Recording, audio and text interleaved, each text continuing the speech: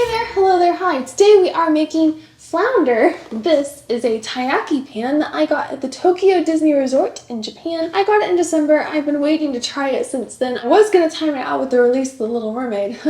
I'm late. If you don't know what taiyaki is, it is the best combination of a pancake and a waffle with nice fillings. I will be making the taiyaki traditional style, but I'm also going to try the Yokohama style. And I will explain the differences between the two as we go on. This is my Little Mermaid Stitch, by the way. The Stitch Crashes Disney series. It has a Little Mermaid pattern on it, and I have put Build-A-Bear bunny slippers on it.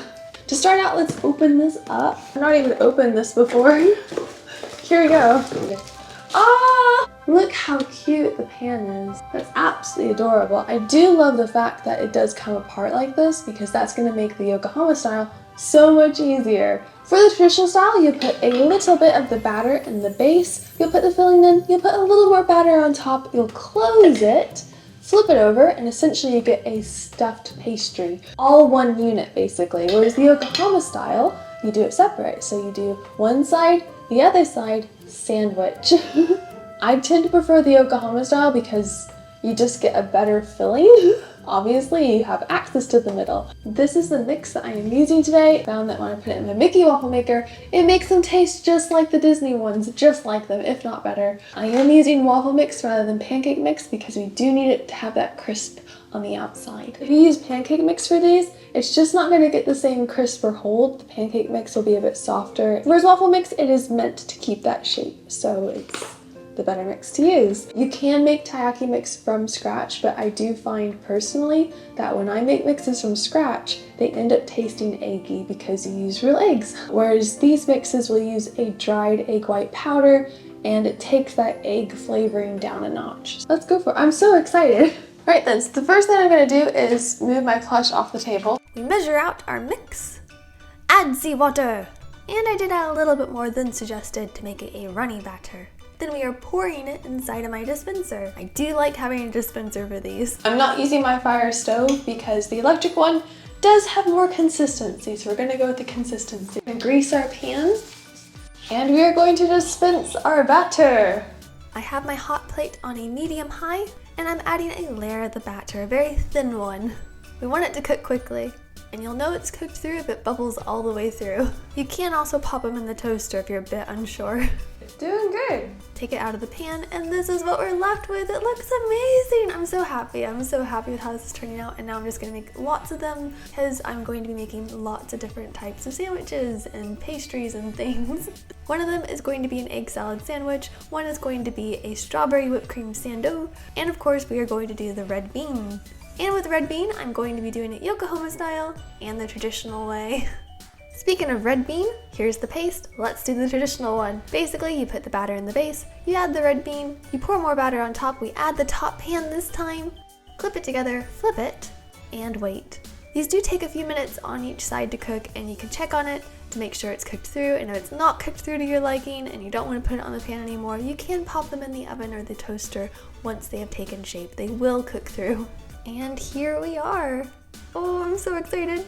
Then I am going to do one more, and with this one I am going to be dyeing the batter yellow because flounder is yellow, and let's make a yellow pancake taiyaki theme that looks like flounder. I'm also going to be adding some icing sugar for flounder's blue stripes. This one's obviously going to be the sweet type, it's not going to be the sandwich savory type. Putting our batter in the pan, it kind of looks like cheese.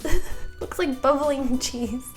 This always happens when I do yellow pastry things. I did yellow dipped marshmallows once and it looked like I was just dipping marshmallows into cheese. The first taiyaki I'm going to make is actually not a sweet one, it is a savory egg salad. When it comes to waffles and pancakes, you add the sugar on top. So the base is kind of more of a plain bread type structure. I have let these chill in the fridge, so they have cooled down. And I have some egg salad here. This is pre-made egg salad from M&S. And it was reduced. I'm just treating this like a slice of bread now. I am putting more egg salad on this than I would in real life probably because I want it to look nice. I want it to look presentable and photogenic, and so it's gonna have more egg salad. It's gonna have cucumbers and it's gonna look really nice hopefully, and I think it does. I think it actually looks really, really good. I was well happy with how this turned out. Yes, I do want more flounder bread. Next we are chopping up some strawberries. I homemade whipped cream earlier, and we're going to pipe it onto flounder.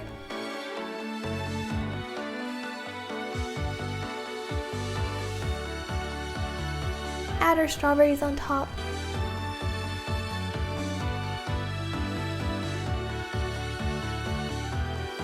Add the top layer.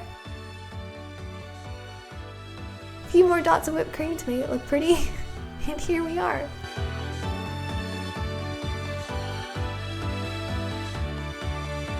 Next we are on to the red bean one. Spread the red bean in it, add the top layer, and I will say with the red bean ones, they're very sturdy. They are pastries that are not going to fall apart. Then we're on to the best one. Put our dots of whipped cream down. Custard in the middle. And we pipe on the blue icing.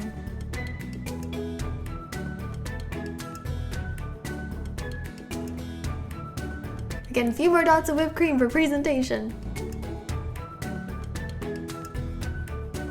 And with the leftover strawberries and custard and whipped cream, I'm going to make little dessert cups.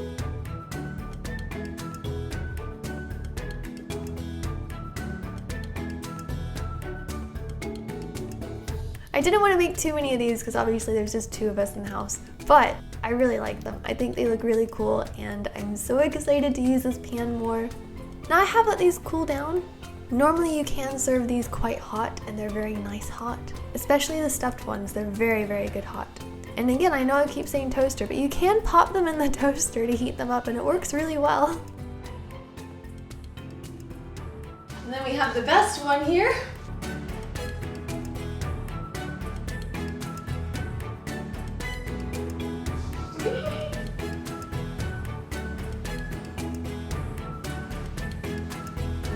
Thank you for watching. I hope you enjoyed the video, and I will see you again next time. Bye. Goodbye. Bye.